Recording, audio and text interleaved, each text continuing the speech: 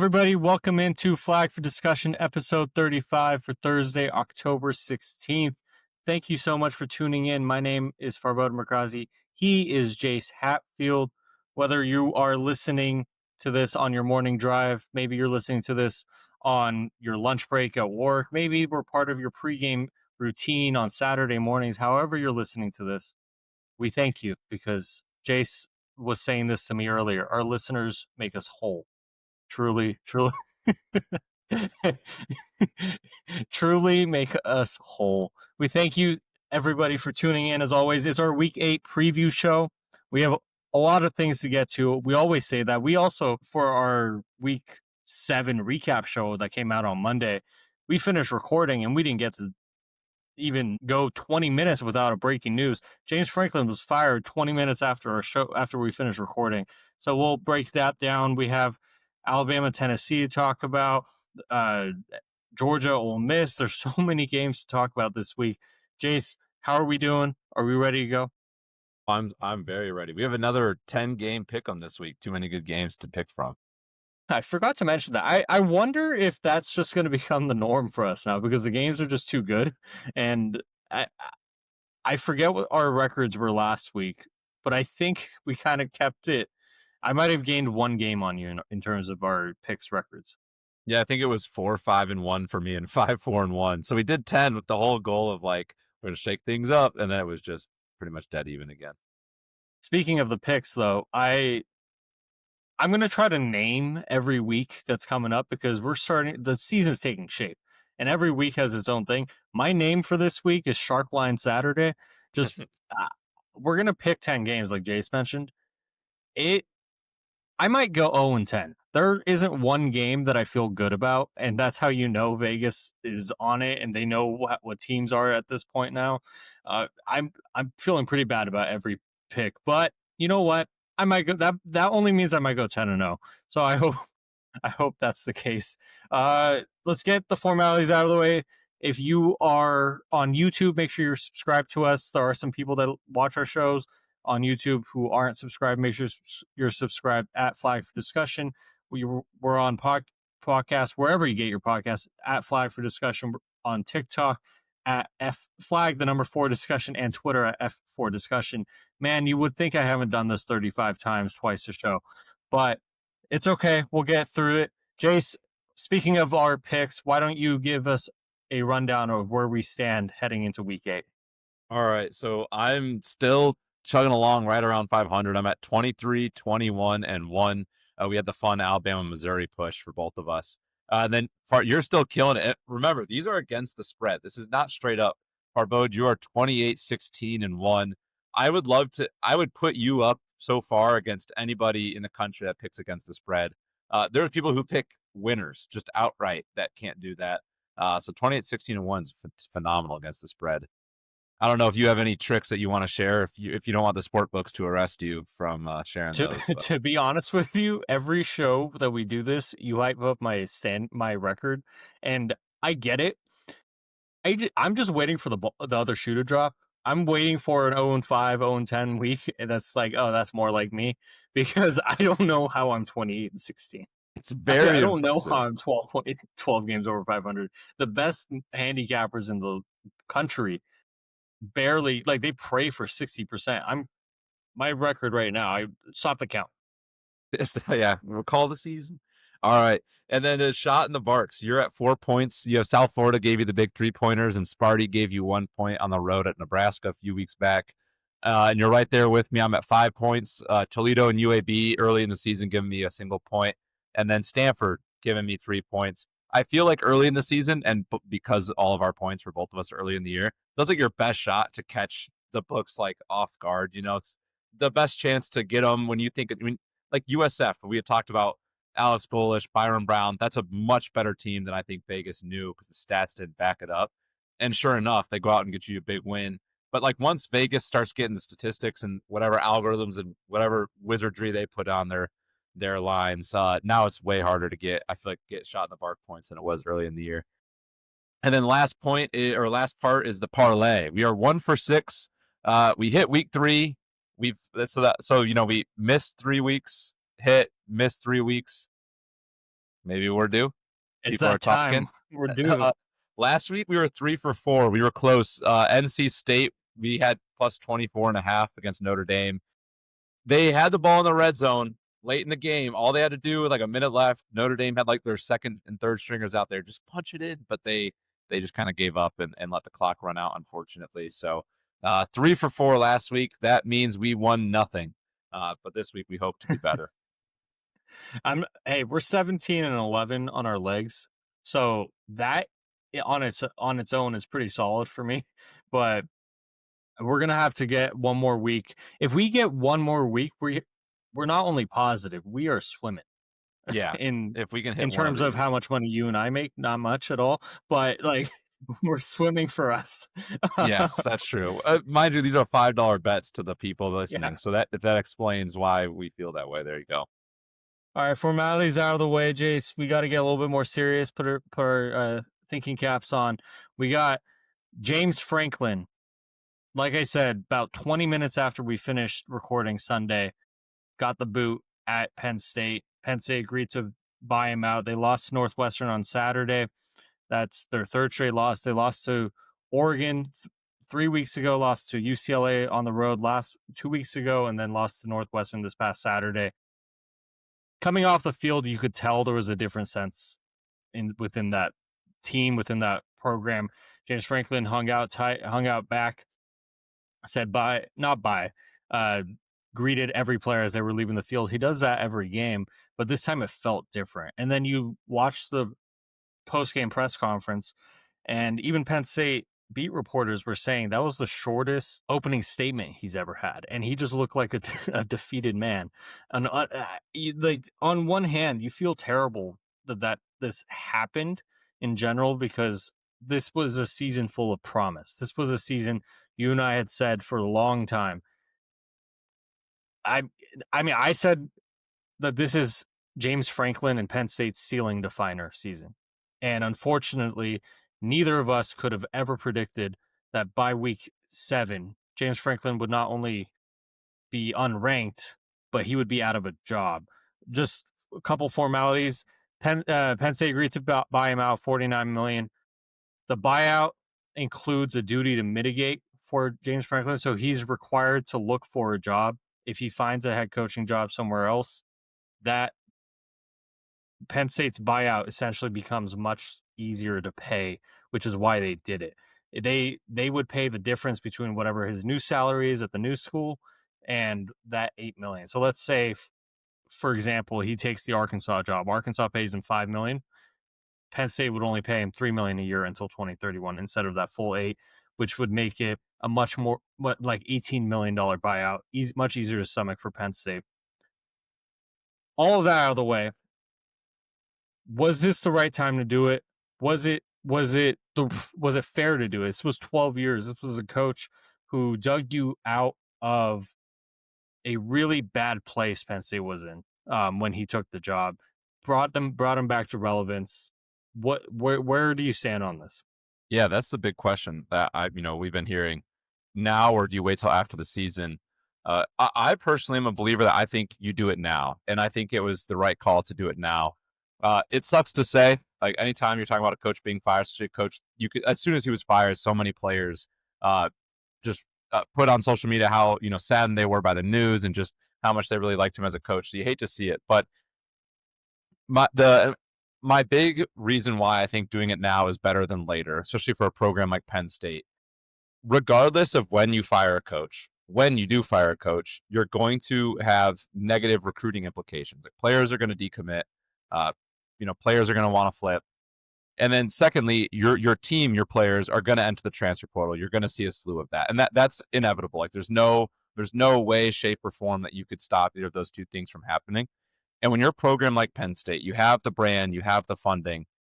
When you do it a little bit earlier, you buy yourself time to A, start the head coaching job again, but B, you buy yourself some time to talk to recruits, talk to your commits, talk to your current team, and kind of figure out, all right, what's this come December, what is my program going to look like going into next year? Where are we going to look like from a recruiting standpoint? Where are we going to look like from a transfer portal standpoint?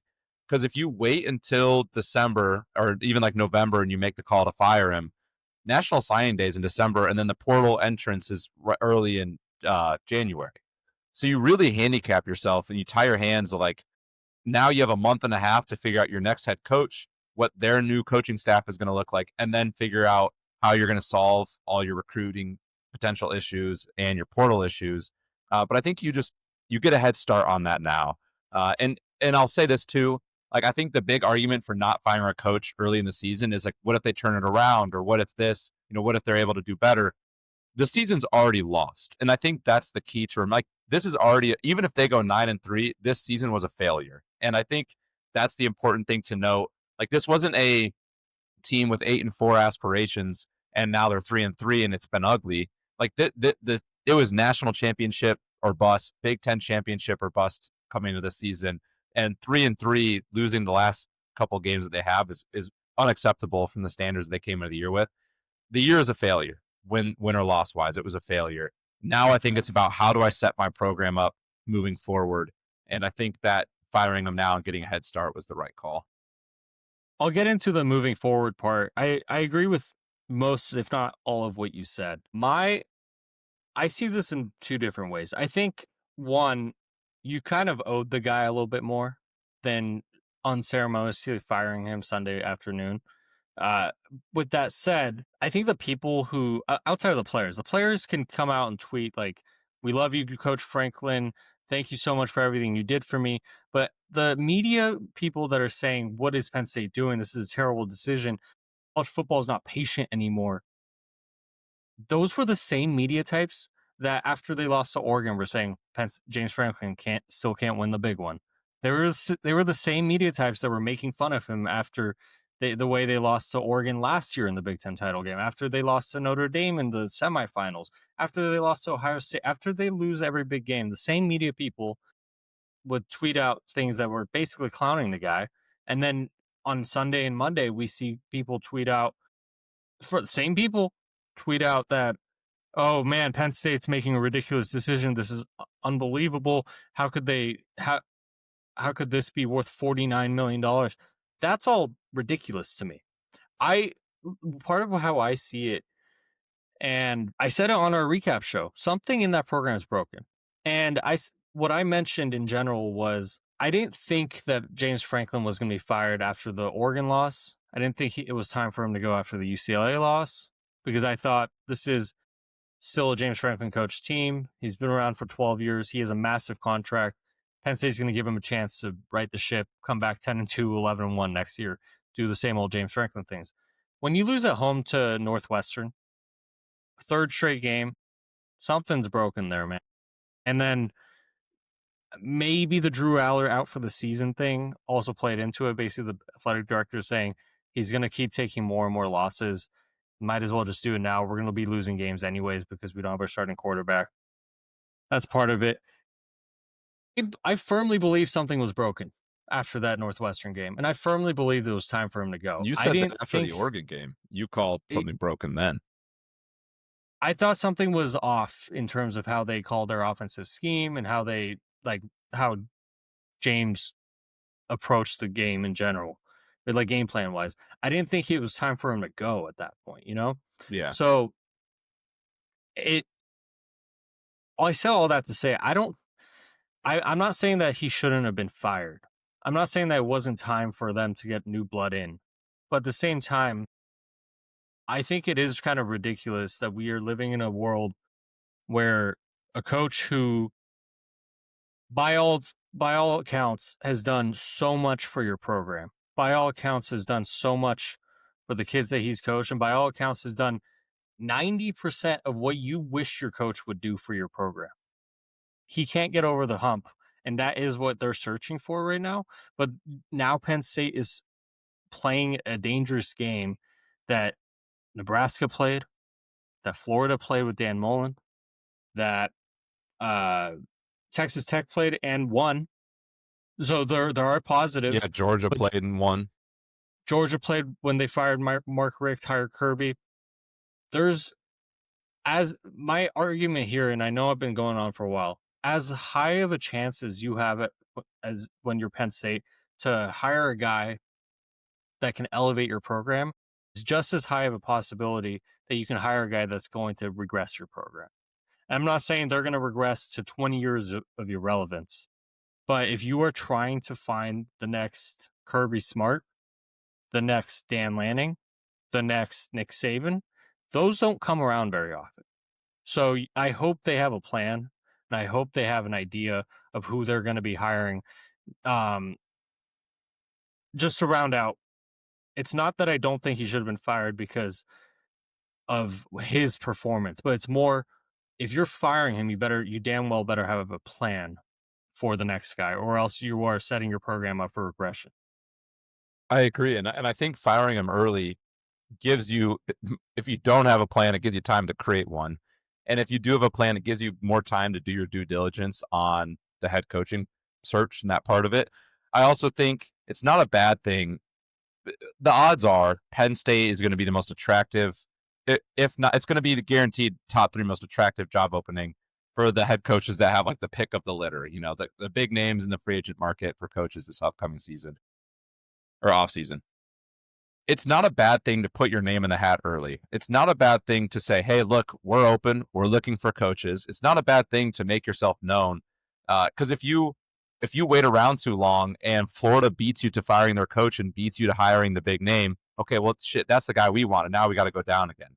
And then Arkansas beats you to that guy. Well, shit, now we got to go back down again. Like, you don't want to wait too long, fire him late, make your name known a little late, and then start your search late. And then next thing you know, you're going for your C or your D option. And that's really when you start falling. You said you start regressing. That's when you get nervous.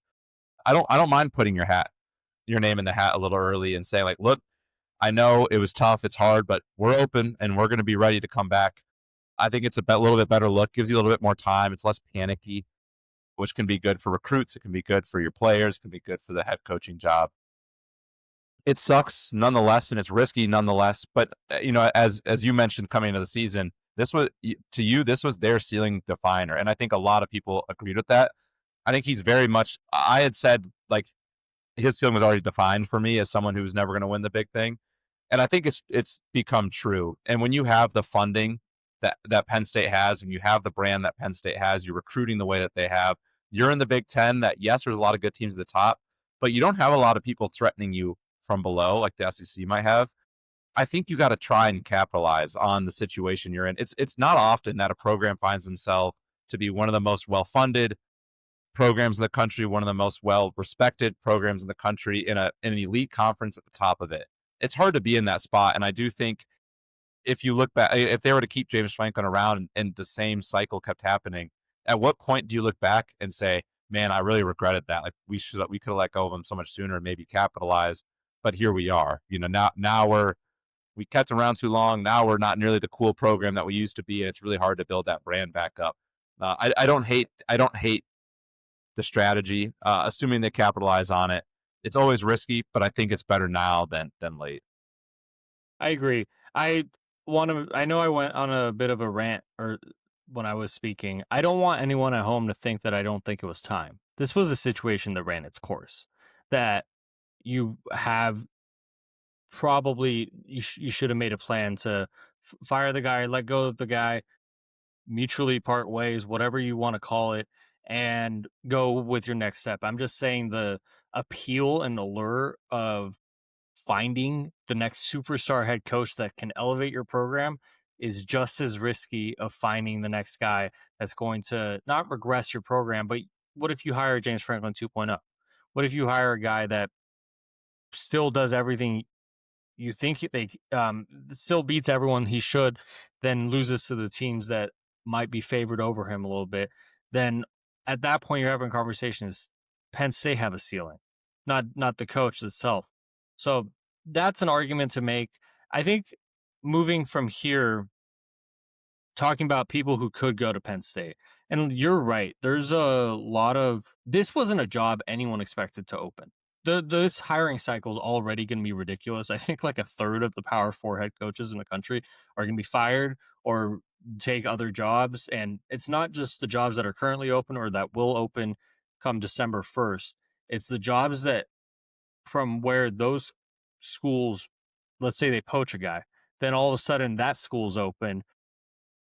A guy that we've talked about with Penn State already is Matt Rule. If Penn State hires him, then Nebraska opens. Who does Nebraska go get? Nebraska goes and gets someone from, I don't know, like let's Scott say Frost. let's say Scott Frost, Willie Fritz. I don't know. Then Houston's open. Now Houston's going to go and get someone. This hiring cycle is going to be crazy. We've heard of Matt Rule. He has a personal relationship with the Penn State AD, Pat Kraft. Pat Kraft was at Temple, the AD there, when Matt Rule was the head coach at Temple. Um, we've heard Manny Diaz, and I don't know if anyone knows the fun story. Pat Kraft hired Manny Diaz to be the Temple head coach, and then Manny Diaz the next day took the Miami head coaching job after he had his introductory press conference, but just hadn't signed his contract. So he technically knows Manny Diaz. He's been a name rumored here. Eli Drinkwitz, Mizzou's been a name here. Then people, Greg McElroy said, why not Pat Fitzgerald? Some people have been, Urban Meyer today said, why not Dan Mullen? There's a lot of people, like you said, everyone's going to be interested in that job just because of fandom, support, resources, conference, and just level within their conference. Who would be the right guy there? Not necessarily you. You don't even have to tell me the name, but like, what do you see at Penn State that would fit? Think you need someone who's going to continue to recruit the Northeast incredibly well. There's good players that come out of there every year. Pennsylvania. I think dipping into Ohio, which is hard with Ohio State, but I think that would be a recruiting pipeline you might be interested in. Something that Josh Pate said we've talked a little bit about that was interesting, and I'm sorry, Logan, for this, but Matt Campbell was a name that was thrown out in terms Totally of forgot about him. like he is the style of coach that I think would do best at Penn State. So it doesn't necessarily have to be him, but I think a coach that is able to do a lot with 4 stars, 3 stars, building them up, trying to dominate in the trenches, good linebackers, good tight ends, good wide receivers. I think could be something that Penn State would succeed with. I'm not sure if you want to go with like the sexy hire and try to get somebody that's going to recruit the South really well or recruit the West Coast really well. I think there's just kind of a combo. There's already enough teams in the Big Ten that do that I don't know if you want to try to get into that mix. But if you can be the premier, Midwest recruiting team, the premier, like the way Michigan recruited under Harbaugh, if you can kind of become that, like let me get any big name kid that comes out of the Midwest, like let me get in that. Any big name kid that comes out of the Northeast, let me get there. Because they have that good bridge between the two. So I would look for someone with pipelines in that region. I would look for somebody that can develop talent a little bit better than James Franklin could. Penn State was able to get good talent there. They just never really did a whole lot with it. So I'd try to go for a guy that's a developer. Matt Campbell's develops talent really well. Matt Rule has a lot of success stories of developing talent really well, just not quite at Nebraska. But he's done it in the past, which is kind of the interest. He did it at Baylor. He did it at Temple. I mean, he has time. It's only been Yeah. 3 years at Nebraska, and he's elevated the program every year. Yeah. So that would be like a good candidate in terms of what he's done. I don't know I don't think I like Manny Diaz just with where his pipelines are, the way he kind of recruits, the way that it just doesn't scream Penn State brand to me. Eli Drinkwitz is an interesting coach, great coach, and I think he develops talent really well. Especially he's one of those coaches that does a lot with less. But his pipelines are all in the SEC country, and I'm not sure if that's going to be Penn State's bread and butter. So I would probably try to stay away from trying to recruit, especially like in the Big Ten now. You have Sharon Moore, who can kind of recruit in the South. You have Dan Lanning, who can recruit in the South. You have Lincoln Riley, who can recruit in the South. So I'm not so sure I'm trying to get a guy that recruits in the South or on the West Coast. I think you try to become the big dog in the Midwest. Even like hell, like if you get Matt Campbell, let me get all of those really good 4-star linemen and tight ends that come out of Iowa. Right now they're going to the Hawkeyes. Well, now if Matt Campbell had Penn State NIL, I think he could get those guys to come out and play there rather than being a Hawkeye. So that's a great name. I'm sorry, Logan. I would hate to see it for your Cyclones, but I'm looking for someone like that if I'm Penn State. That's my target. I agree. I think Matt Campbell might be your ideal guy. The only thing I'll say is he kind of has just the Midwest personality. I feel like Penn State would almost want not like a Matt Rule who's just wants to talk for 45 minutes at the press conference about everything. He has a podcast of his own as a head coach. Or I just read on the Lions 247 page, Will Stein's on their hot board from the offense coordinator from Oregon. His pipelines or whatever, Texas, Southeast. He went to Louisville. He would be a guy that would probably succeed there and do something that we really haven't seen at Penn State in a long time of the offense being better than their defense. But there's so many good options there. It's just so early to talk about. Like Matt Rule seems like the obvious candidate. Matt Campbell seems like if this is the job that after a decade plus at Iowa State that he wants to jump to, this seems like a great spot for him. Eli Drinkwitz, 26-6 at Mizzou over the last 3 years. I think he took over the program when it was under probation. Mm-hmm. Like Eli Drinkwitz is an excellent head coach, and he would probably benefit from being in a higher profile place, and he would probably love that. So those are just some of the people that have been talked about so far. I think anyone who says Urban Meyer, like that guy's not going to another Big Ten school. Like his brand is Ohio State. He's Have not you seen doing that. his paychecks? No way he's getting back Yeah, into coaching. he, he's not getting back into coaching. Kurt Signetti, that's an interesting option. I guess it's more, does Coach Sig think Indiana over a long term can't provide the same amount of resources as Penn State, but in 2 years we've seen what he can do at Indiana. I don't really see a reason for him to leave unless he wants to get back to the Northeast and get closer to Pennsylvania. Then that's a reason. I'm pretty sure he coached like D3 ball in Pennsylvania. But there's a lot of different names and options. It's just so early to really know what people are talking, what Pat Kraft prefers or what Penn State prefers. We'll keep you on. We'll keep you on it. Whatever we think, whatever we expect. James Franklin, as we said. Oh, here's another question: is James Franklin going to get a job this cycle? We know he has to do his due diligence based on his contract, so he can't just like enjoy fake retire, or at least temporary retirement. He does have to try out and go get a job. How do you satisfy the duty to mitigate? I'm not a lawyer, but I'm like, do you have curious to take about that. interviews? If we have a lawyer listener, please inform us how you like prove that you've done that. Is it like number of interviews? And then can you bomb them and like, oh no, I'm just gonna go enjoy my next 6 years retirement. It is interesting. I think he's gonna be a very popular candidate, obviously. If I'm any program that is, I think I have the school, the brand, and the NIL, like potential NIL to become a good program. We just haven't had the success in recent years. That's like the exact coach I'm going for. A coach that can come in, take you from 7-5 to 10-2. Yeah, you might not win the big games, but you don't need to win the big games when you're trying to grow like that. Get your program and bring them up to the next tier. If you want a program builder, and let's talk positively about James Franklin. He took over a program after Bill O'Brien had the job for a year or two after the Paterno Sandusky stuff. Nobody wanted to go to Penn State, student-wise or player-wise. Penn State players at that point were told they can transfer out, but they couldn't go get more players in. That program was set up to die. I'm not saying that lightly. That program, when Bill O'Brien took it over, was set up to die. And then he left for the Texans shortly after. James Franklin took it over. He spent 12 years there, and we have a lot of criticism, sure. But he built the program back up, back to relevance. There's NFL draft picks all over the field every year. There's 110,000 people in the stands. People care about that program. And I saw a Penn State fan on Twitter on Tuesday or Monday tweet out saying nobody asked for this, but I just wanted to thank Coach Franklin because after the scandal that came out and everything, she got hate on by her family and friends for going to Penn State and being a Penn State student, not a player, a student. And then after that, after like 12 years of Franklin, now all anyone said talks about that program, that school is positive.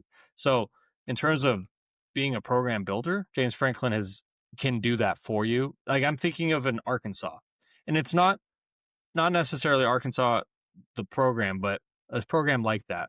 Arkansas themselves have self-admitted that they don't have a lot of NIL resources or funding for their football program. So until they fix that, I don't know how many coaches are going to be interested in that job necessarily. But let's say there is a program like that, and the athletic director fundraises or convinces some donors. If you provide us this amount of funding, we can be this. James Franklin can take that funding and he can really build a good program over time. So that's my opinion. He should be, people should be interested in him, even if he's not going to go win the big one. And maybe the next gig, like the next couple months, he's going to look at himself in the mirror and be like, if I'd changed this, this, and this, I could be still at Penn State and I could be a national champion. Maybe, I don't know. Yeah, absolutely. I mean, like he can take your program to a tier 2 program within 2-3 years quickly. So if you're a tier 4, 5, 6 program, like Arkansas's got to be down in one of those tiers. If you were to line them up, he can take you to a 2 tier very quickly. And there's not many coaches you can say that's true about that are available in this, like that, that you don't have to go pay a big buyout for. The fact that he's available is pretty crazy. So he's an immediate elevator in that regard. And like you said, he really helped save face for Penn State. And not that we've forgotten about what had happened, but it's no longer the first thing you think about when you think of Penn State now, which is huge. And that's a big credit to him and his character. So I think he immediately raised your program. He can take you to that tier 2. And I agree with you. I think there's no way he doesn't think about what went wrong and how it happened and is going to try and figure out in some way, shape, or form to fix that for the future. So I think it sucks and it's not great in the short run, but you hope for James Franklin it's better in the long run. Penn State, obviously, they think it was the right thing for them in the long run. They're probably just hoping for a Matt Campbell with more swagger to walk around. That I was trying to beat around the bush earlier, but that's what they're probably looking for. I'll just say it straight up. Yeah, excellent coach who also gets sound bites and fun, like press conference moments. Okay, we can put a pin in that conversation because we're going to be probably talking a lot about that coaching search over the next several months. Let's move into, we broke one of our podcast rules, Jace. We always said if there's real life college football happening, we're going to talk about that first over any topic. But I think we owed everyone our reaction to the James Franklin firing because we missed it on our recap show. Let's move into 2 tier 1 programs, or maybe a 1.5 in a tier 1 program. Number 5, Ole Miss is heading to Athens to play number 9, Georgia. Georgia's a 7.5 point favorite. This game's Saturday, 3:30 Eastern on ABC. So this is a game for a long time that has been Lane Kiffin's Achilles heel. He could match up with a lot of people in the SEC, but against Alabama, against Georgia, they just didn't have the body types on the front seven to match up. Last year they did, and they beat Georgia 28-10 at home. But this year they don't have Walter Nolan. They don't have a lot of that defensive front that they had last year. They do have Trinidad Chambliss, and Georgia's offense, unlike the last several years, is not this offensive juggernaut. So maybe maybe Ole Miss doesn't need to be a defensive stalwart like they were last year to win this game or to cover. This is a big spread. Where do you have keys on this game? Where are we leaning on this game? So Georgia, this is a little bit of a key to the game too here. Georgia has started incredibly slow in every single game that they've played this year. In all 6 games, they have been abysmal in the first half. They've been able to overcome all of their slow starts except for the Alabama game, which is important because I think some of the teams that they have played, like the Auburn game, they started really slow. They were able to come back and win. Ole Miss is a better football team than Auburn. In the Tennessee game, Georgia started really slow. They were able to come back and win that game barely, right? And had to go into OT to win that. I think Ole Miss might be a little bit better than Tennessee potentially. I think this is a game where Georgia needs to figure out how to start off a little bit hotter. They've been 85th, and this is first half statistics. Georgia ranks 85th in the country in passing yards given up. and they're 136 in the country in first half completion percent. Trinidad Chambliss last week against Wazoo, they didn't put up a lot of points, but they put up a lot of yards and they moved the football. If Ole Miss's offense is able to take advantage of the slow starts that Georgia has been having and is able to put up 20 plus points quickly, Georgia's going to have to. They're 7.5-point favorites. That immediately becomes what it feels like unreachable to come up against in a Lane Kiffin team that beat you last year to try and make up 20 plus points. They can't put themselves in that deficit again. Kirby Smart kind of attacked this when he attacked in a good way. In the press conference on Monday this week, he was asked about, like, you're back in Athens, big home game, like, anything you want to expect from fans. And he was really vocal about how much he wants this to be the rowdiest game in Athens that he's ever coached. How much this game needs to matter to the fans and how loud the stadium needs to be. And he alluded to slow starts and how sometimes, like, a loud crowd can help the other teams start slow. So help your defense, false starts, things like that. And that can kind of mitigate the damage done when you start slow.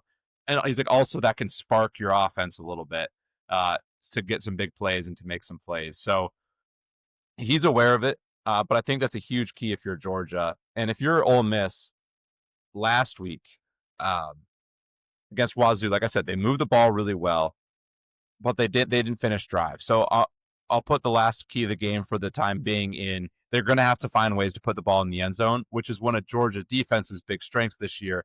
A lot of teams were able to move the ball on them. In Alabama, I know Alabama won that game, but Tennessee as well. Even Auburn had drove them down a few times. But their defense made stands when they needed to. The Ole Miss defense or offense is going to have to figure out, how do we not settle for field goals? And they missed some field goals last week, so those have to go through, and the ball needs to get punched into the end zone. I don't know how much more I can add to that. You seem like you got it pretty squared away. Ole Miss, to me, it's a really fun story of last year was their window year. They went into the season spending a ton of NIL on a ton of transfers to come in and hopefully win something with Jackson Dart's senior year. And they won some big games. They were certainly a better team, but they flamed out and didn't make the playoff. Now, Georgia made the playoff. We know what happened. Carson Beck got hurt.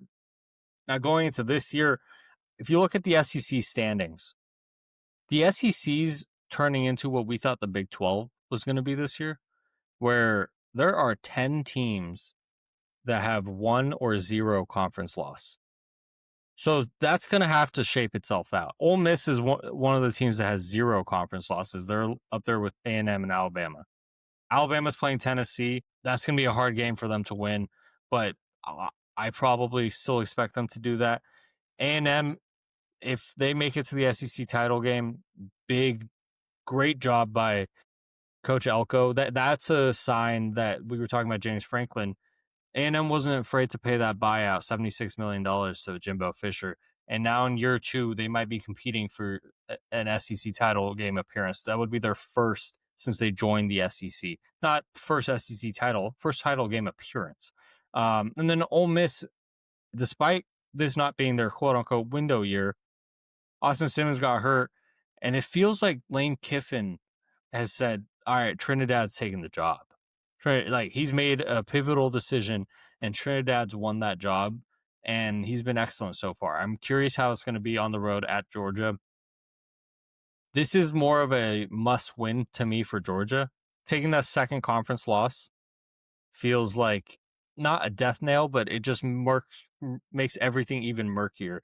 Not only just to make the playoff, but to make the SEC title game, because there's going to be some carnage that happens in the SEC this year, and we're going to have a much clearer understanding of who should make that title game. But it's also like number 3, number 4, who's going to make the playoff on top of that from there. So this is a bigger must win for Georgia for me.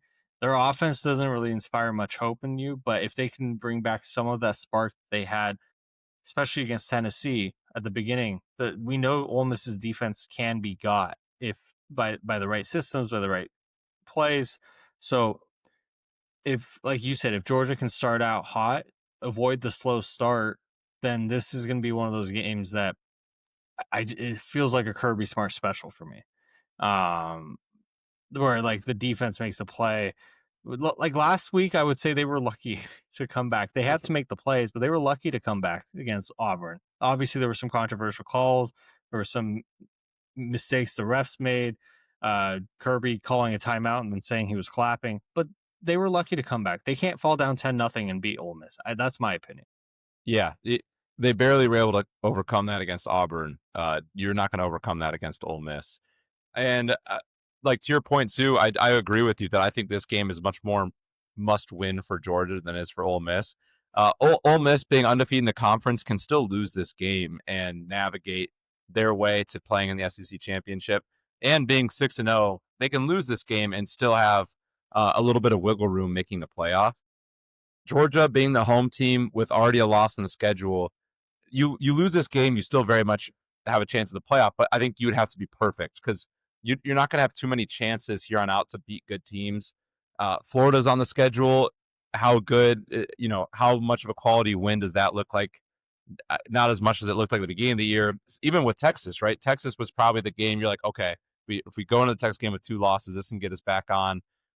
That's the Texas is the unfortunate kind of team where the team is much better than the ranking right now and the feeling of them. So that's not really a team you want to play. And then Georgia Tech to end the year. So it's a very winnable schedule, but I don't think you want to play all of those games knowing that like, okay, we can't lose or we're probably out of the playoff. Ole Miss will have more wiggle room in that regard.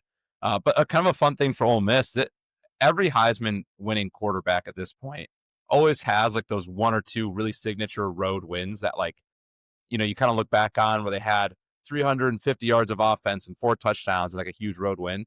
This feels like that opportunity for Trinidad this year. He's I think a couple weeks ago he was 5th in the Heisman odds. I think he's kind of fallen back a little bit and like that's still in the top 10, but just not quite as high. This feels like it could be that signature road win for him because he had that really good LSU game, but that was a home game. This could be that Heisman moment for him, which would be really cool to see. Obviously, it'd just be fun to watch. And then just for the kid, his story is awesome. This could be that game for him. So just kind of an exciting thing to watch.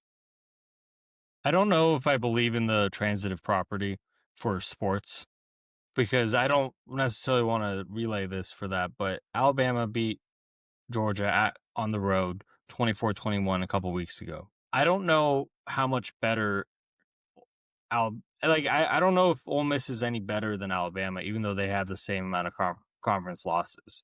They don't have any conference losses, and they are tied for first in the SEC right now. That, for me, we were going into the Georgia-Alabama game saying Georgia hasn't lost a game at home since before COVID.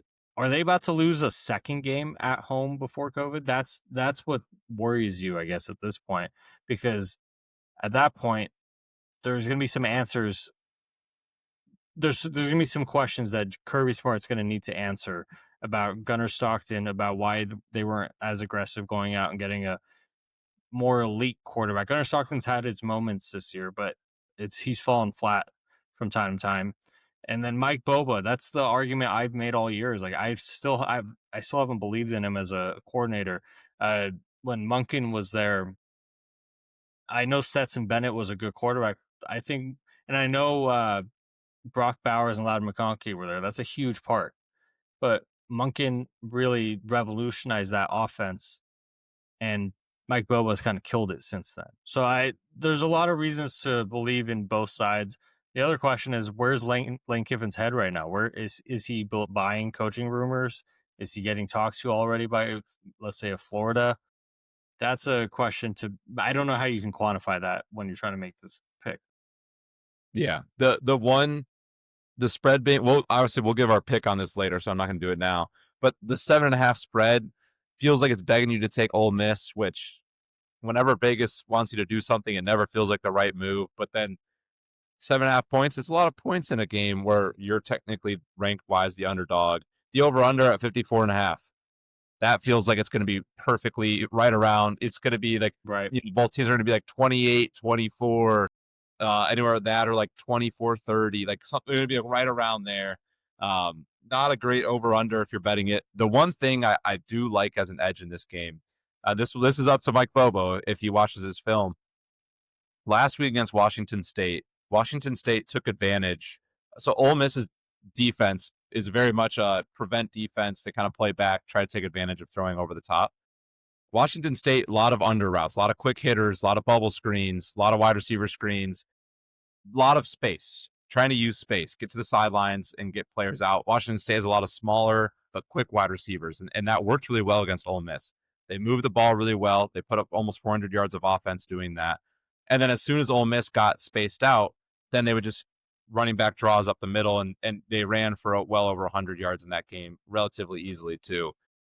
If you're Mike Bobo, you have a good enough wide receiver in Zachariah. When I say good enough, I'm joking. An amazing wide receiver in Zachariah Branch, who's small but he's quick, and that's the exact kind of wide receiver that torched Ole Miss last week. You have one of those. Take a look at the film, see if you can figure out what he was doing, and then complement that with the run game. And I also think that complements Gunnar Stockton's skill set a little bit more, RPOs and good decisions. I like Zachariah Branch. I like his, assuming that works again. I like his over on either potentially receiving yards and definitely receptions. I would expect and think that they would use him a lot in this game based on what worked really well with Washington State last week. That would be huge. I also am now wondering why we didn't pay attention to this game last week when we were wondering what Ole Miss was doing, making that game so close against Washington State. It was a clear look ahead spot. And I hate talking about look aheads, but it was a clear look ahead spot for Lane Kiffin and Ole Miss at that point. Yeah, it's gonna be a fantastic game. The spread's a little crazy. We'll talk about it during our pick segment. Let's go to South Bend.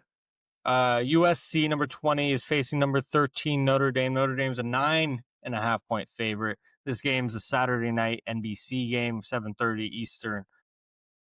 This is going to be fireworks. I'm so excited for this game. This is the game that, by the way, USC has wanted to cancel. They're trying not to renew the agreement with Notre Dame. But what USC showed us last week was arguably the biggest win of the Lincoln Riley era. Not that like they're going to go off and win a national title this year, but more they can start hanging tight with the more physical teams. And I think Notre Dame's a better team than this year's Michigan team. But what we expected after USC was kind of bullied by Illinois, we kind of expected Michigan to be able to do the same thing on both sides of the ball, bully them while running, bully them when they had the ball too. Man, USC ran the ball all over them. It wasn't just the Jada Maiyava, Makai Lemon show. Wayman Jordan and I forget his name, King, forget. The two running backs for USC ran the ball all over Michigan. That was a phenomenal performance and makes you, like, if you're an opposing fan, you're really scared of USC because the defense might give up points, but that offense, if you start out slow, you're going to be playing catch up all game because maybe you can score every drive, but that offense is going to continue putting pressure on you. And USC's looking pretty damn scary. Lincoln Riley seems like he finally has a vision and a plan. I will say this is the time of year in Lincoln Riley's tenure at USC that things have started to go south. They were 6-0 2 years ago with Caleb. Went to South Bend. Caleb throws 3 picks. I forget how many wins they ended the year with, but it was like 8-5, 9-3, 9-4. It wasn't a great season. Last year, same thing. They started out kind of hot, ended up with 7-8 wins. So that is the question for me. For Notre Dame, my key to the game is how physical can we be while also keeping your explosive offense? Because if we can get physical, I think they can be more physical than Michigan. I think they can be more physical than Illinois was on USC. So if they are, then all of a sudden they're going to be able to manhandle USC a little bit more than what USC's shown at this point. If they aren't, they're going to be run all over again. They're going to be passed all over again, and Lincoln Riley's going to feast. If Notre Dame can be physical, can play some bully ball. Jeremiah Love, you said it before we started recording, he's minus 330 to score a touchdown. Ridiculous odds, by the way. Uh, if they can enforce their game plan while letting CJ Carr cook, while letting that offense cook, they might have the edge here. 9.5 is a crazy number, but at the same time, there is a world where this happens, especially with this game being in South Bend. Yeah, I think it's going to be fireworks. And this Notre Dame team to me just feels like an elevated version of Michigan in terms of they're going to play physical. They're going to want to beat you with their backs. But the difference with Notre Dame is CJ Carr can sling it. And I think that's so last week against Michigan, it felt like USC was just selling out for the run. USC did what I think a lot of teams are too scared to do because they're nervous about getting beat on the top over the top, but they just sold out on the run every play. And they basically said, if we're going to lose this game, it's because Bryce Underwood is going to throw all over us. That didn't happen, and USC ended up dominating because Michigan couldn't establish a run. And once they just didn't have that, they didn't have an offense. I think USC is probably going to run back that game plan against Notre Dame. It worked really well for them last week. I also think USC doesn't have the pieces to just like go out there and try to play a pretty safe game plan defensively and beat Notre Dame. And I think they probably know that. I think they're going to try to just stop the run game and force CJ Carr to beat him in the air. Right off the bat, I think within the first quarter, we will find out what Notre Dame's going to do. I would expect a lot of play action. Try to get CJ Carr can move. Try to get him out of the pocket. Try to get him moving. Try to get the linebackers to crash because you have unlike the other issue Michigan had is they don't have one-on-one beaters. So when USC was doing this, USC doesn't have an elite secondary, but it was good enough to beat Michigan's wide receivers. I don't think USC has the guys to hang with Jordan Faison or Malachi Fields or Eli Raridan. I don't think. Plus, I also think Notre Dame uses their backs a little bit better in the passing game. But I think you have to take advantage of what's probably going to be an aggressive USC defense. On the other side of the ball, I think USC is going to score. They can run the ball between the tackles. They can run ball to the outside. They can run the ball at their quarterback. They can throw downfield. They can throw in the middle of the field. They can throw short. As soon as they get to the red zone, because they can do all of that and they have big physical receivers, they just feel unstoppable. So I think USC is going to score.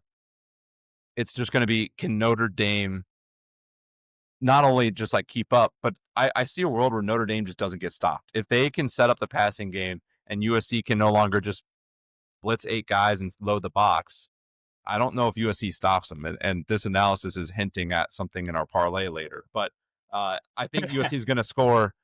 Notre Dame, you're going to have to keep up. And I also think you have the ability to exist in a world where USC just doesn't stop you. But I do think you need to be aggressive downfield for that to happen. Yeah, this game feels awfully like how Texas A&M Notre Dame played out. It was just a shootout. It just neither team was able to stop the other. Both offenses were clicking. My question at that point, and I think you're absolutely right, I think USC is going to go into this game saying, oh, another true freshman quarterback or another young quarterback. Let's see if he can beat us. If we're going to lose this game, it's because he's going to specifically beat us. Now, I think CJ Carr can beat them. I've been more disappointed in the Notre Dame defense than their offense all year, which is surprising to say. I think there is a world where last year their game plan in the national title game against Ohio State, a team that we know was extremely hard to stop, especially after losing to Michigan and getting the fire lit under their ass. Their game plan was run, run, run, run, keep control, bully them, and then eventually they probably knocked Riley Leonard out on their own because they kept running the poor guy. There is a world here where Marcus Freeman's like, we still have Jeremiah Love. We still have a solid offensive line. Let's control the game. Because if my defense is rested, they are more likely to confuse Jaden Mayava. They're more likely to be in the to fill the right gaps against their running backs, and they're more likely to play better coverage. USC, it helped, like they are able to run the defense that they did against Michigan, against probably what we think they're going to do against Notre Dame, because Eric Gentry is so damn good patrolling the secondary as a safety. He's just everywhere. So he kind of locks you down passing game wise too. It's going to be a really exciting game, man. Yeah. Like you said, wait till our parlay, wait till our picks. We're going to get into all of that. I'm going to keep us moving, though, unless you got any more points to make. I think it's time for Shot in the Bark. Shot in the Bark, as always. It's a game Jason and I are playing. If you want to play it at home, feel free. We don't have a ton of points right now. Basically, we're supposed to pick an underdog that's 8.5 points or greater underdogs in their game for that week. And if they win, we get a point. I mean, if they cover that 8.5, we get a point. If they win, we get 2 additional points. So we mentioned at the beginning of the show, I'm sitting at 4 points right now. I've had a couple cover. I've had one cover and one outright win plus cover. Jace is sitting at 5 points. He has 2 covers and an outright win, so he has 5 points. Let's go for your Shot in the Bark, Jace. Who do you have? I'm sticking on topic. I'm going to go with USC this week plus 9.5. I like their odds to cover. Like I think it's going to be a shootout, and I think that favors a cover here.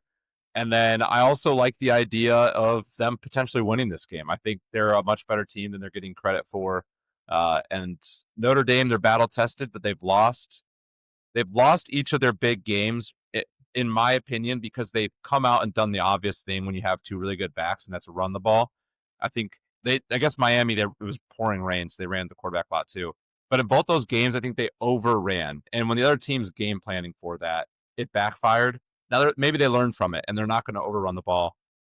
But I think USC is going to go all in on the run. We'll see if Notre Dame is going to just try to run the ball again, or if they actually grow up and try to throw over the top of a team that's stacking the box. I love that pick. I might not agree with you on our pick segment, but 9.5 is a lot of points for me to eat if I were to pick Notre Dame, which I might later. Shot in the Bark pick is also a 9.5 point dog, but SMU is heading to Death Valley to play Clemson. They are 9.5 point underdogs in that game. Now, they could very well get beat.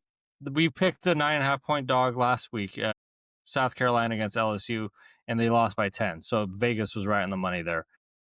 I just don't see a world where Clemson, unless they're playing North Carolina, is going to win by multiple scores. And I've been wrong on Clemson all season, so they're about to put up 45 in this game, which I fully expect. But I also think SMU has the ability to win this game outright too. Brett Lashley's an excellent coach. Their run game, their ability to stay within games. This game between these two teams last season is 34-31 Clemson win.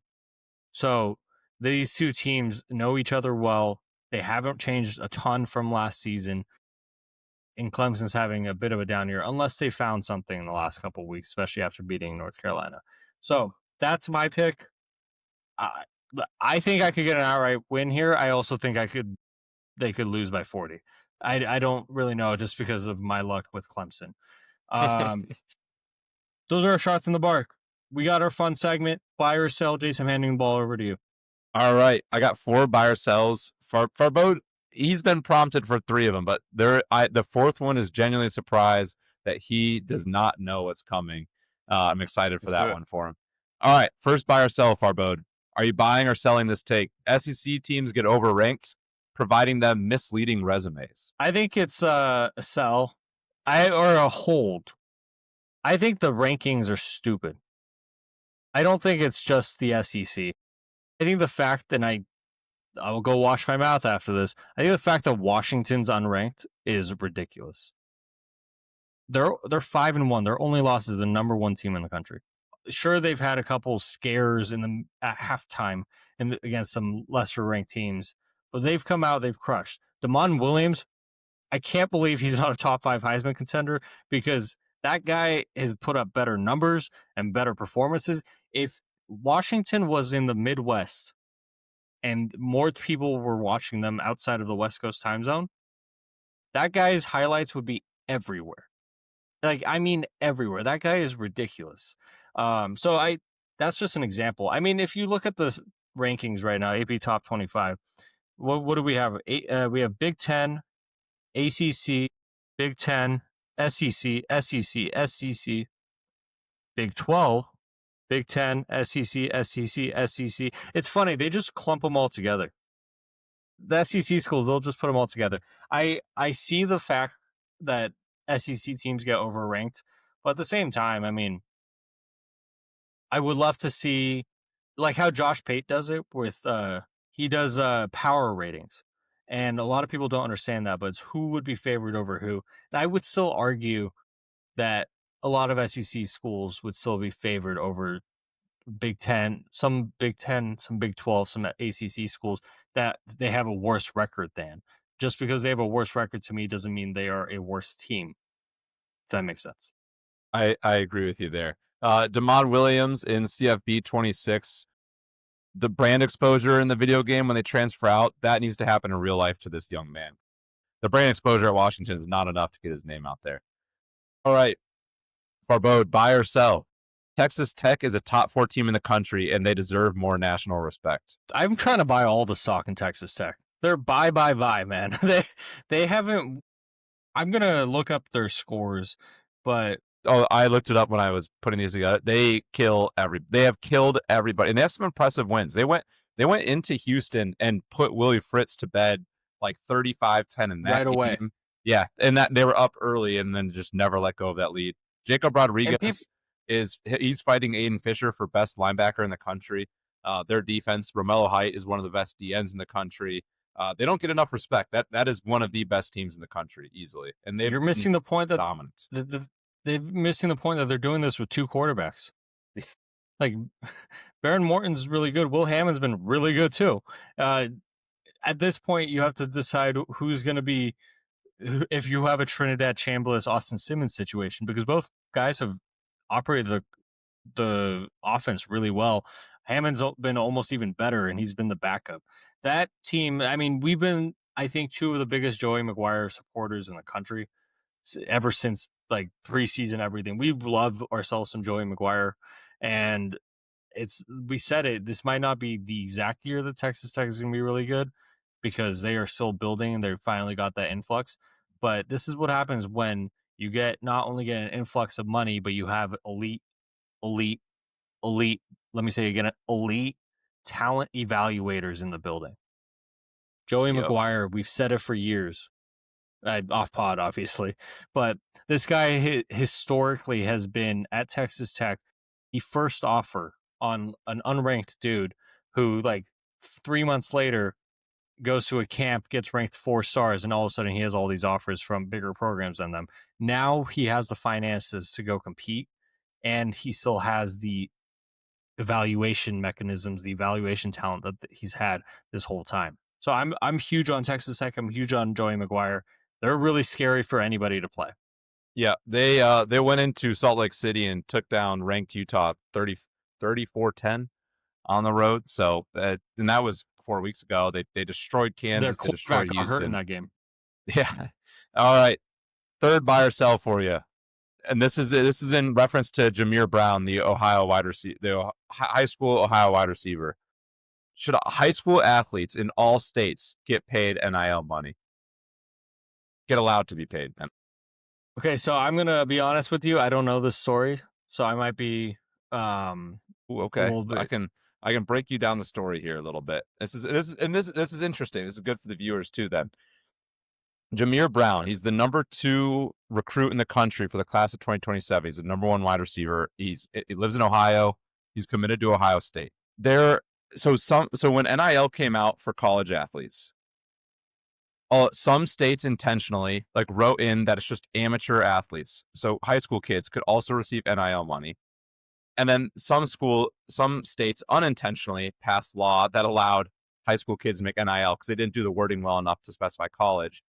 And a large handful of states specified only college athletes in their state can get paid NIL. All 50 states had to do this when NIL came out. So there's a handful of states, I think it's Pennsylvania, it's West Virginia, Pennsylvania, and Kentucky, among a few others. And that kids that in those states can get NIL. So his lawsuit is the state of Ohio, OHSAA, Ohio State Athletics, high school athletics, whatever, is with them. And he's basically saying hey, you're creating an uncompetitive sports atmosphere by not letting us get NIL money, because a lot of kids are just moving to West Virginia, Pennsylvania, Kentucky to go get NIL money in high school. That should be allowed here. Otherwise, I feel like I'm going to have to move and that violates XYZ in your clauses, whatever. A thing to note with this as well is because he's been committed to Ohio State and he's in Ohio, there's been like trading card companies that have reached out to him and said, we'd love to get like your high school jersey into a card. We'd love to sell cards of you. We want to start like a future of like selling like custom jerseys of you that are Ohio State and start selling them around town. We want to put you in local ads because people are going to know your name and when you're at Ohio State. So he's saying, I want to be able to make money off of this, but because I'm a high school athlete, I can't. So I either have to quit my sport to make this money, or I would have to move out of state. Okay. So my first instinct was hell no. My second instinct is same thing. I have an opinion with college athletes is if a company wants to pay you money, take it. Like the but my this is the biggest. Well, what do we always say about the top tier players in the NFL? They can be selfish for their contracts because this 5 to 15 years or 20 years, Brady 25 years is only is the biggest earning opportunity for most of them in their entire life. When you're talking about college players, a vast 94% of them, I don't know the exact number, those 4 years are going to be your highest earning potential of your entire life. Now, obviously, a percentage of them move on to the NFL. They make more money there, but a large amount of players, and we know there's like a good amount of players in our program's history that if they were around during NIL, they're not doing much in the NFL right now. They're not in the NFL right now, but they were such beloved players in college at the program that they would have made good money as a senior, as a junior. Now you expand that to high school, that only scared me. So I've been listening to Seth Wickersham's book on quarterback, and it goes over Colin Hurley, who's at LSU right now. The quarterback, he 5-star kid, really talented player, got in a car accident last year. He finally rejoined the team this year after recovering. A lot of scary stuff. It is scary when you decide to give a high schooler money. And for me, I trust most people and most people's parents, but you really just hope if you are allowing this that the money goes to the right place. Quinn Ewers a couple years ago, if you remember, this guy was from Texas. He reclassified early to go to Ohio State. Uh, he enrolled early, a year early, to make NIL money, and then transferred to Texas to start the year after. So there are workarounds to this. It just depends on what you want. And the best high school players, I guess, if companies want to offer you to make money, you can. I just really like, for me, I'm just hesitant on it. I really hope the money gets in the right people's hands, especially when these kids are under 18. You really hope that agents aren't taking advantage of them. The parents aren't trying to get like a second house or something using their kids' money or whatever, or first house, whatever it is. Like I just hope it's to the kids' benefit because that's what this is supposed to be. Yeah, I'll try to fly through this here. A little bit of context. He had to get a consultation for this whole lawsuit. They estimated his NIL worth, which, like I said, he's the number one wide receiver in the country in Ohio, committed to Ohio State, is about $100K. So that you're looking at like that's a top of the line for these high school kids. He did make a very humble statement of basically saying that his parents make enough money that his family's comfortable. He said like this kind of is the kind of money that like he's like wouldn't really impact me, but I want to do this. He's like, I know a lot of people who can make money that would really impact their lives, and I want to try to use like my family has enough money to pay for these legal fees. They don't. I want to try to do this for them. So there was that statement, and I agree with you on the initial reactions. Hell no. If it's gonna happen, it needs to be all 50 states. You can't have some. I do not like that some states can, some states can't. And then also, I think you cannot let private schools pay money to get kids. I lived in a city where a lot of the best public school kids, where most of the good athletes came from, the public schools, would go to only a select few private schools, just for academics. It was. I don't want to. I don't know any confirmations, but there's definitely things going on. That can't get worse. So it does need to stick to companies and local ads that want to pay for these kids. If I was in high school and a local company wanted to pay me to be in an ad, they didn't. I was allowed to because if I wasn't competing in a sport at the time, or maybe I wasn't a big athlete in football, these kids should be able to too, but there needs to be heavy restrictions on how we do that. All right. That was a long topic, but it is an interesting one. The final buy or sell, the one you don't know. So this one is, you have no preparation for. We need to take more pictures together when we're together. Holy shit. Yeah. By the way, for everyone at home, we're pretty honest with the audience, and we try to fill everyone in on what we're going through, what we're up to in our lives. Jason and I are both planning separate weddings, and outside of our significant others, we've noticed that we talk to each other the most. And we have one picture together From 20, what year was it? 2019? 18, July 2018? It was the year Midnight. before COVID, 2019. We have one picture together, and we're holding popsicles in front of our faces in like a college dorm room in the middle of Louisiana. Like the fact that we are, sorry, buy. I will buy that take. Gotta be better about that one. Yeah, that's ridiculous. The fact that we're trying to put together like a wedding website, like a very normal thing people do. Like it's all the information about your wedding, it's where your registry goes, images, pictures, your bridal party. And I'm like, I need to find a picture of me and Jace.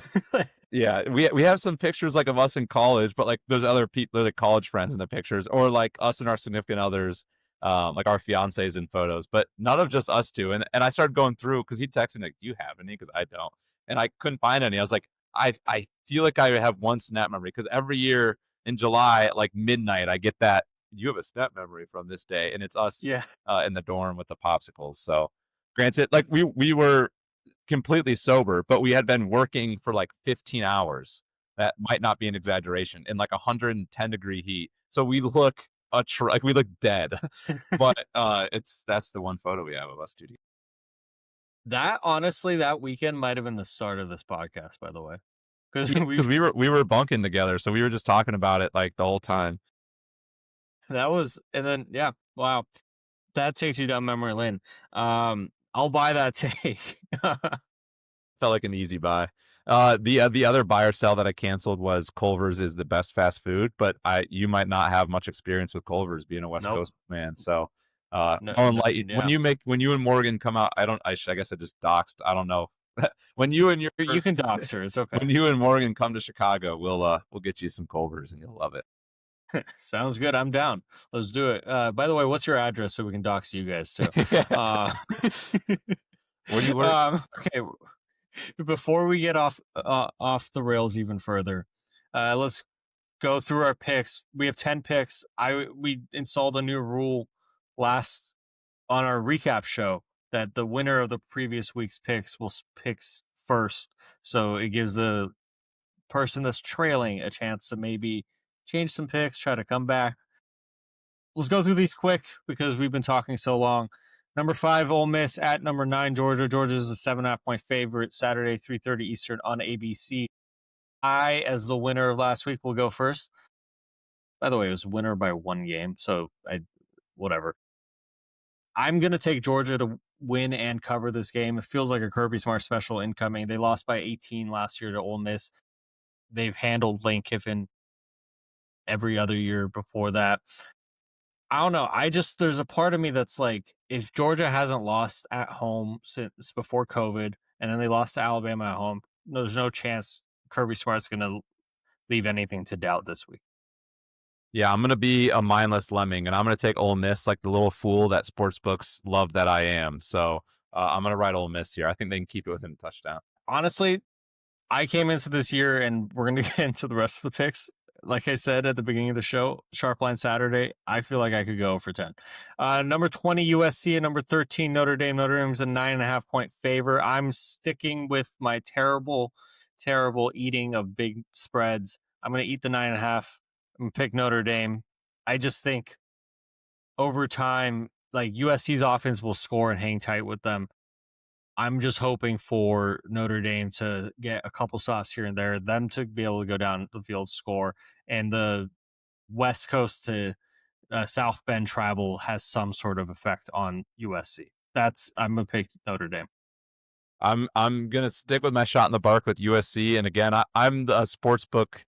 They love me because I'm being a fool taking the what looks like the juicy spreads, and they're gonna make money off of fools like me. But give me the Trojans here. Alrighty, number 11 Tennessee and number 6 Alabama. Alabama, another big point spread. Alabama's an 8.5-point favorite. Saturday, 7:30 Eastern on ABC. I'm gonna take Tennessee. This is the third of 4 pretty hard games for Alabama.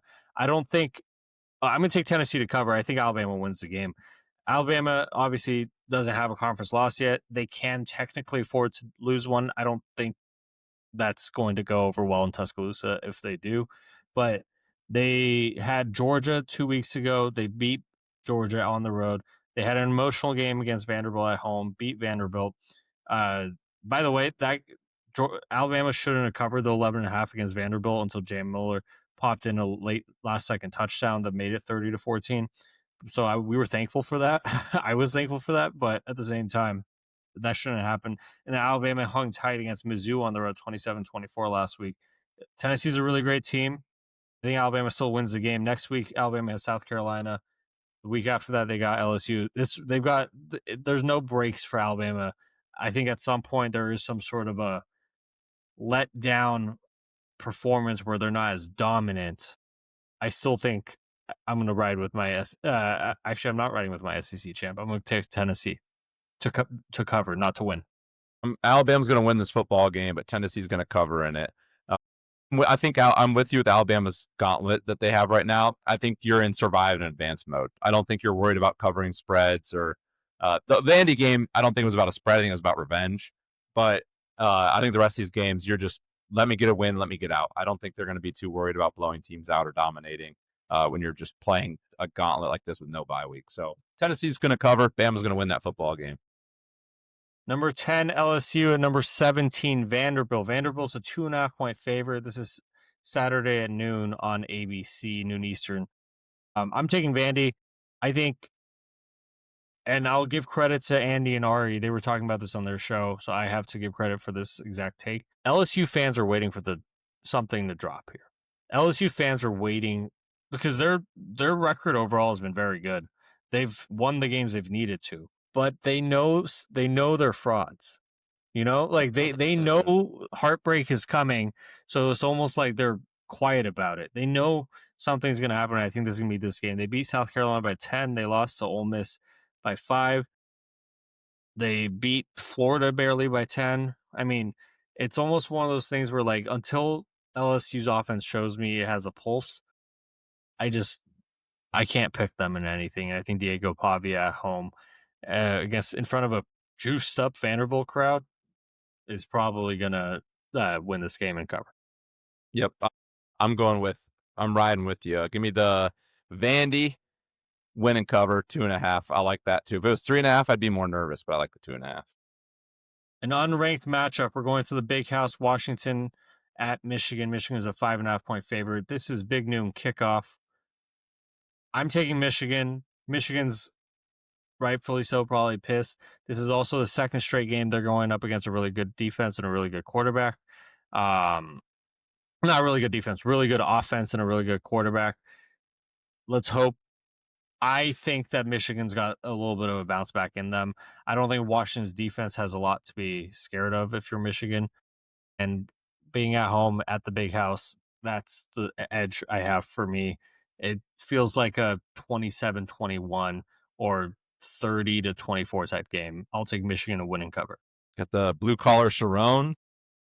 Blue collar Sharon. Have you seen that? Yeah, unbelievable. Yeah. So that's why they gave me this jacket. I'm gonna ride with the Huskies this week. I think the Huskies. I'm gonna go. Not only are they gonna cover that 5.5, I think they're gonna win this football game. Until Bryce Underwood beats somebody with his arm, I think USC just put a perfect game plan on tape for anybody to follow. And I think until Bryce proves teams that he can beat them over the top, teams are going to play him. against the run, and I've been to the big house. It's not. I don't think it's the home field advantage that people think that it is. It's a different kind of stadium. 5.5 points. It's a lot of points for what we both said earlier is a really good, underrated Washington team. I hate picking the Huskies. It breaks my heart, but I do think they get it done. I've made it to week 8 so far without ever picking Washington. I'm going to make it through the rest of the season. Penn State, Iowa. Iowa's a 2.5-point favorite. Saturday, 7 Eastern on Peacock. This is going to be ugly. And This no one's might going to be not be watching. any fun. Yeah, I'm not going to turn on Peacock. No, I'm only interested in this game to see if Andy Kotelnicki it was just bottlenecked by James Franklin, and if that Penn State offense is about to put up like 40 without Drew Aller. But like this is also something people have to realize. We have no idea what Ethan Grunkmeyer and that Penn State offense are going to look like this week. They certainly have the pieces still to go beat Iowa. I just have no idea what it's going to look like. There's a chance that Kotelnicki and that offense are like, we're going to put our foot down. We're going to play the offense that I came here, I was hired to put on, or there's a chance that they score 3 points. I think Iowa is the more like sure bet. I'm going to take Iowa to win and cover. Yeah, I'm going to take Iowa to win and cover too. It's so hard to tell in a spot like this when a coach is fired. It's hard to know what players are thinking about the portal and their next steps and thinking about their health and how much do I want to dive on that football? Do I want to go all out for that tackle or try to break that tackle? On the flip side, if these guys love James Franklin, do they want to go get a win for him, or is it also like, dang, I don't want to go out and win right after losing my head coach that I loved? You know, it's hard to tell what the mentality and where people's heads are at. Very goofy game. I think you're going to get a mixed bag in the Penn State locker room of how people have felt, which makes me lean Iowa might be a little more cohesive in this game. I'll go the Hawkeyes 2.5, similar to Vandy. 2.5 is nice. 3.5 starts to get gross. Also, one thing I feel bad picking. Whenever I pick Michigan, they lose. So for my Michigan friends, I'm going to pick Washington. That way, it's like a double whammy. I got to watch hopefully Washington lose and Michigan beat them. So I'm going to go Washington plus 5.5. I wanted to give that reasoning too. I forgot about it. But this is the second time you've picked Washington this year. The first time you lost. So we'll see how this one goes. Maybe you need to be picking Washington for the rest of the year. Let's get to the Holy War. A really fun game in the Big 12. Number 23 Utah, 3.5-point favorite. Not 3.5, 3-point favorites at number 15 BYU. This is the 8 p.m. Eastern game on Fox. I'm rolling with my Big 12 champ, Utah. I think they've had a couple weeks ago, they lost pretty handedly to Texas Tech. Realistically, it was a much closer game. And then at some point, Texas Tech broke loose. Utah was able to do a lot offensively. Since then, Utah's kind of bullied on some lesser teams. They beat West Virginia 48-14, and they beat Sam Leavitt-less ASU 42-10. I think Utah is going to remind the world who the hell Kyle Whittingham is. And they're going to win the Holy War. They're going to cover the 3. Yeah, I wrote down this is the hardest game to pick. This felt like whoever I pick, I'm going to be wrong about. So I waited to see what Farbode was going to say and take the opposite. So I'm going to go with BYU purely because I'm just going to be the opposite of Farbode here. Try to steal one. This is going to be a phenomenal game, night game. Very excited to watch. It's going to be a rowdy atmosphere. Two very good teams, two disciplined teams. Also, two coaches who are friends, despite the very rabid rivalry that this is, which is kind of funny. Whittingham declined to comment at all about BYU in his press conferences. I don't know. There's a lot of speculation on what or why he was doing that, but he was just like, that's their quarterback. You should go ask them about it. I'm not going to talk about them.